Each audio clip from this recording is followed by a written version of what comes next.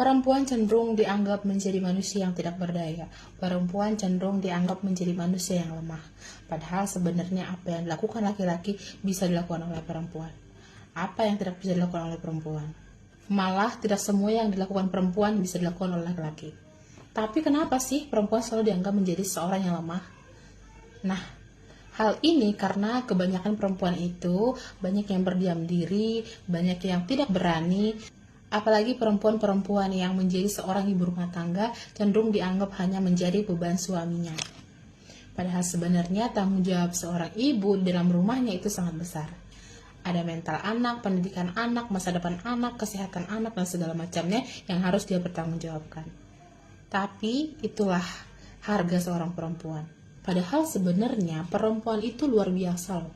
Tidak semuanya hal-hal yang bisa dikerjakan oleh perempuan bisa dilakukan oleh para lelaki. Tapi semua yang bisa dilakukan oleh lelaki bisa dilakukan oleh perempuan. Jadi sebenarnya perempuan itu hebat ya.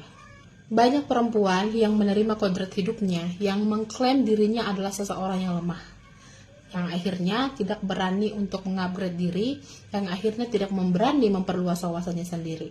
Akhirnya pasrah dengan keadaan, akhirnya pasrah dengan apa yang sudah menjadi takdirnya, yaitu seorang ibu. Memang tidak semua perempuan beruntung mendapatkan suami yang mensupport, bahkan setelah dia menikah, suaminya mensupport untuk dia mengejar cita-citanya. Tapi menurutku ya, sekarang upgrade diri, memperluas wawasan itu sudah bisa kita lakukan walau di rumah aja. Banyak ibu rumah tangga yang merasa tidak terlalu penting untuk memperluas wawasan mereka. Alasannya untuk apa? Toh aku juga di rumah aja. Padahal sebenarnya tanpa disadarin, para ibu rumah tangga juga sangat penting untuk memiliki beberapa skill yang memang bidangnya di situ. Yang memang mungkin kamu tidak didukung oleh suamimu untuk membuka usaha ataupun berkarir di luar sana.